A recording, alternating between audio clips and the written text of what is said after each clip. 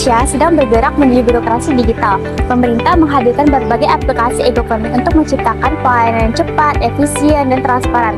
Salah satu inovasi tersebut adalah aplikasi Sri Kandi, yaitu sistem informasi kearsipan dan dinamis terintegritas. Aplikasi ini dirancang untuk menggantikan sistem administrasi manual menjadi digital.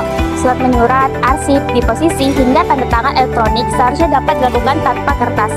Namun pertanyaannya, mengapa di banyak instansi pegawai masih lebih nyaman menggunakan cara lama? Lalu, mengapa aplikasi sudah ada tetapi budaya kerjanya tidak berubah? Inilah fenomena digitalisasi yang terhambat oleh budaya kolot birokrasi.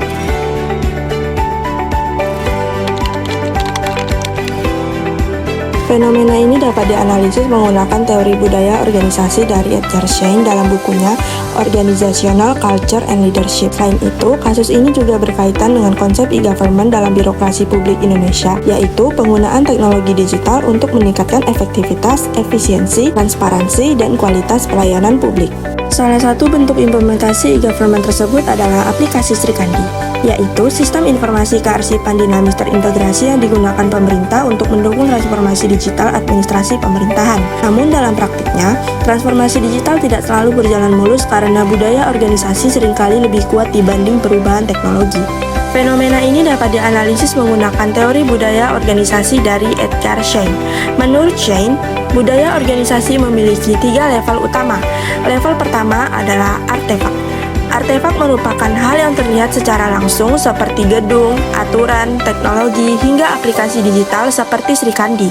Level kedua adalah nilai dan keyakinan, yaitu prinsip yang dipercaya organisasi seperti efisiensi kerja, inovasi, dan pelayanan modern. Sedangkan level ketiga adalah basic assumption.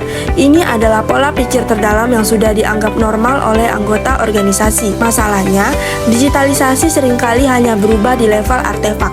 Aplikasi dibuat, komputer ditambah, sistem diperbarui, tetapi pola pikir pegawai tetap sama. Mereka masih percaya bahwa dokumen fisik lebih aman, tanda tangan basah dianggap lebih sah, dan pekerjaan dianggap selesai jika ada berkas kertas di atas meja. Akibatnya, teknologi hadir tetapi budaya kerja tidak ikut berubah.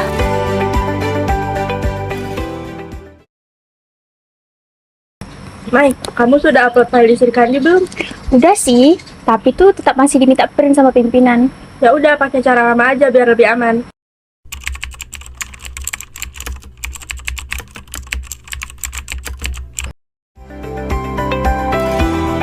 Dalam konsep e-government, teknologi seharusnya mampu mempercepat pelayanan publik dan memperbaiki tata kelola birokrasi. Melalui aplikasi Sri Kandi, pemerintah berupaya menciptakan sistem administrasi yang paperless, terintegrasi, dan lebih efisien. Namun menurut teori organizational, culture, and leadership dari Edgar Schein, perubahan organisasi tidak cukup hanya dilakukan melalui perubahan teknologi. Budaya organisasi yang sudah mengakar dapat menjadi penghambat utama transformasi.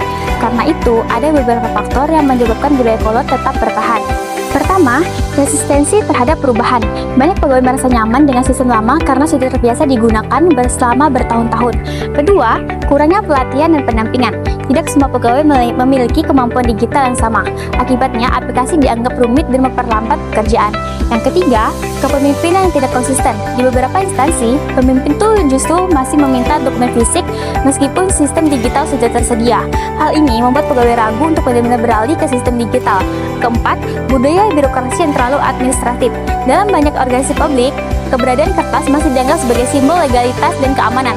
Padahal, secara sistem, aplikasi Sri Kandi sebenarnya mampu mempercepat proses administrasi dan mengurangi penggunaan arsip fisik.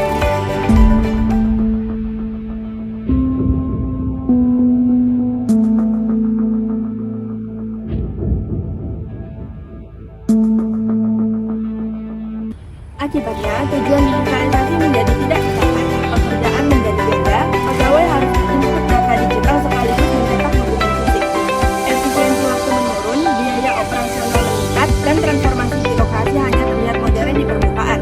Fenomena ini menunjukkan bahwa perubahan teknologi tanpa perubahan budaya hanya akan menghasilkan digitalisasi yang sempurna. Lalu, bagaimana solusi agar digitalisasi benar-benar berhasil? Pertama, perubahan harus dimulai dari budaya organisasi, bukan hanya mengganti sistem, tetapi juga mengubah pola pikir pegawai, pimpinan, harus menjadi role model dalam penggunaan aplikasi digital. Jika pemimpin masih meminta dokumentasi cetak, maka pegawai akan tetap mempertahankan cara kerja lama. Kedua, perlu adanya pelatihan digital yang berkelanjutan. Bukan sekedar sosialisasi satu kali, pegawai harus diberi pendampingan hingga benar-benar terbiasa menggunakan sistem. Ketiga, organisasi perlu menciptakan sistem penghargaan, yang dimana pegawai yang mampu beradaptasi dengan digitalisasi dapat diberikan apresiasi atau penilaian kerja tambahan. Keempat, pemerintah harus membangun budaya paperless secara konsisten. Artinya, dokumen digital harus benar-benar diakui sebagai dokumen utama dalam proses birokrasi. Digitalisasi tidak cukup hanya menghadirkan aplikasi, transformasi yang sesungguhnya terjadi ketika teknologi mampu mengubah budaya kerja. Pada akhirnya, tantangan terbesar birokrasi bukanlah kurangnya teknologi, tetapi sulitnya mengubah kebiasaan. Aplikasi seperti Srikandi sebenarnya bukanlah masalah.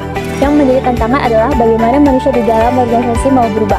Karena transformasi digital tidak dimulai dari komputer, tetapi dimulai dari budaya kerja. Apakah birokrasi Indonesia siap berubah, atau hanya sekedar terlihat modern di permukaan? Loses someone dear, the winner takes it all. The loser has to fall.